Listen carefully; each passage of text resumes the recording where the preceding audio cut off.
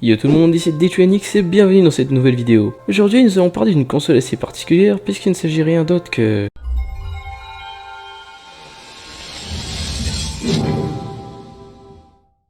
la Sega Saturn. Bon déjà arrête de gueuler, c'est quoi cette daube? Bon déjà tu vas te calmer parce que entre nous, on sait tous ici c'est qui la dub. Ensuite on va remettre les choses dans leur contexte. Pour ceux qui ne savent pas, la Sega Saturn, usuellement appelée Saturn, est une console de jeux vidéo de...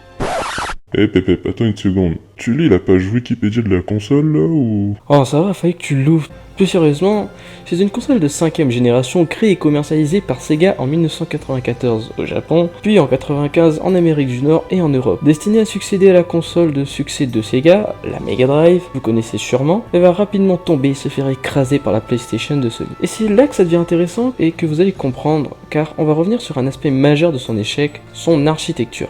Faut savoir que la Sega Saturn disposait d'une architecture extrêmement complexe, composée de plus de 8 processeurs, arborant des architectures différentes que les programmeurs devaient savoir utiliser en même temps pour obtenir un simple rendu, ou un plus complexe.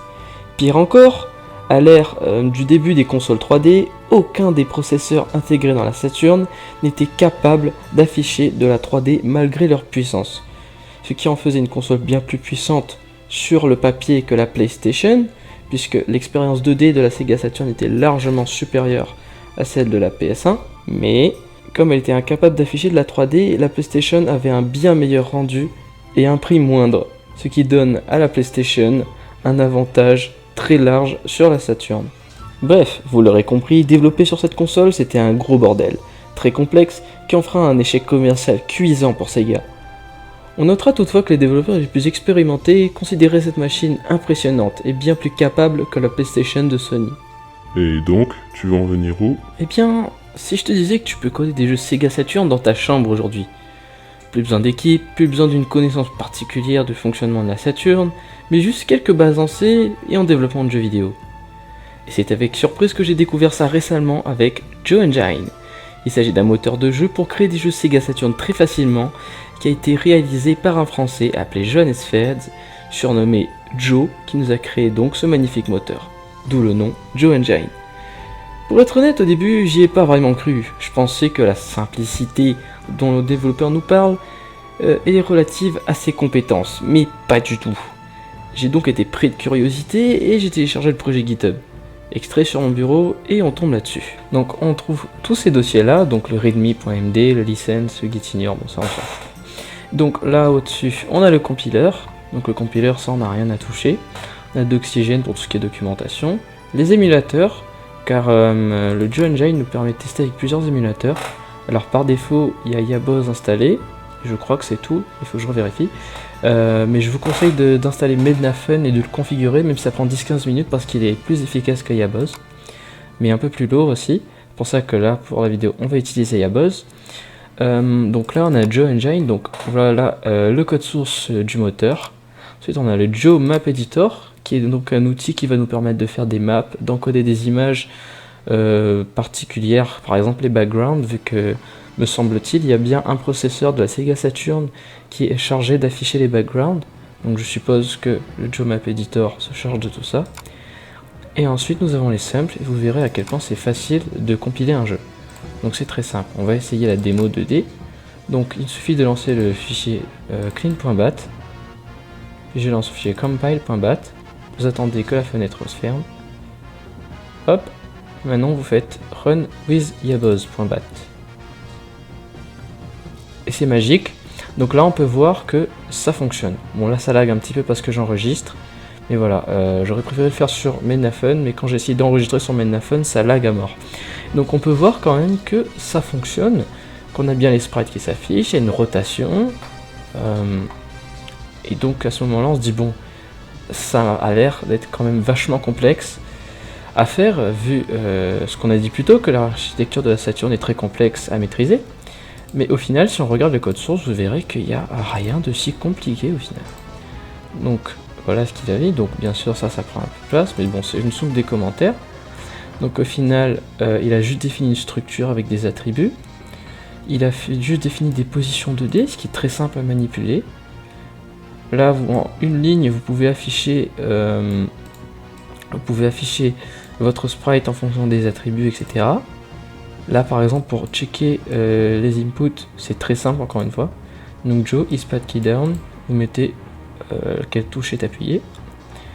Ensuite on a par exemple animate drone, voilà, animation, scénario, bon, des choses qui sont pas si complexes que ça au final. Et là, donc là le Joe main, donc en gros ça va être l'équivalent que la fonction main. Donc vous allez tout simplement initialiser le moteur avec la couleur noire en fond d'écran. Vous allez initialiser la position. Bon là il appelle ces fonctions qui initialisent la position du drone, etc. Voilà tout ça. Donc ça initie la position du drone, du circular saw et du sentry. Donc ça va le charger. Vous voyez que là pour par exemple charger un simple sprite, il suffit de faire Joe sprite add TGA. Hop. On met ces arguments là et on choisit image cam.tga. Cam.tga qui est situé dans le dossier CD. Et on ouvre cam.tga. Donc là je l'ouvre avec ping.net et c'est tout simplement un sprite qu'on peut très simplement modifier. Voilà. Hop. Et on peut voir de même que c'est aussi simple pour les autres exemples. Par exemple, démo 3D map, je fais clean, compile.bat. Et je fais run with Yabos. Et comme vous pouvez le voir, ça fonctionne. Donc on a donc bien une map en 3D avec un petit personnage donc qui s'affiche et qui fonctionne parfaitement. Et vous voyez que les temps de compilation sont ils sont totalement raisonnables. Et encore une fois, le code est simple. En 3 kilooctets de code, en ne comptant pas les commentaires, ça doit sûrement faire 2 kg voire même 1 kg. Et regardez à quel point c'est simple. Il suffit donc de définir une caméra, les positions je suppose, voilà. On met les vertex, tout ça. Là, on fait juste rotate la matrix, d'accord. Donc on affiche juste les éléments qu'on a chargés au préalable, voilà.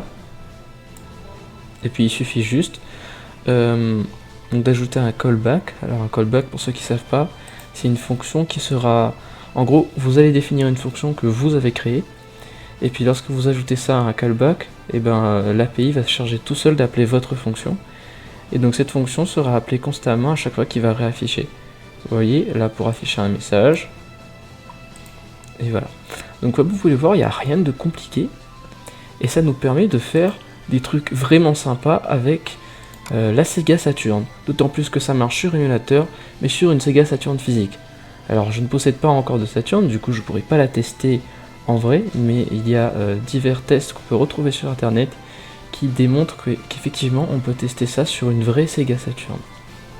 À titre personnel, je me suis amusé un petit peu et j'ai fait ça. Donc j'ai juste affiché un petit texte en haut et j'ai fait déplacer un petit pingouin sur l'écran en affichant bien sûr un petit background. Bon, bien sûr ce n'est qu'un test, je n'ai rien encore fini et normalement il y a une musique qui se joue, mais là comme je vous l'ai dit, il y a Boz encore pas mal de petits problèmes. Donc pour plusieurs raisons il ne lit pas le son, je ne sais pas pourquoi. En revanche Mednafen le fait. Bon, je vais pas démarrer de Mednafen parce que sinon ça risque de vraiment laguer. Et voilà, vous l'aurez compris. Aujourd'hui faire un jeu Sega Saturn, c'est à la portée de n'importe quel programmeur hobbyiste. Sur ce, je vous remercie très sincèrement d'avoir regardé cette vidéo, j'espère qu'elle vous aura plu. Si c'est le cas, n'hésitez pas à me le dire dans les commentaires, à lâcher un like et pourquoi pas de vous abonner. Sur ce, je vous dis ciao.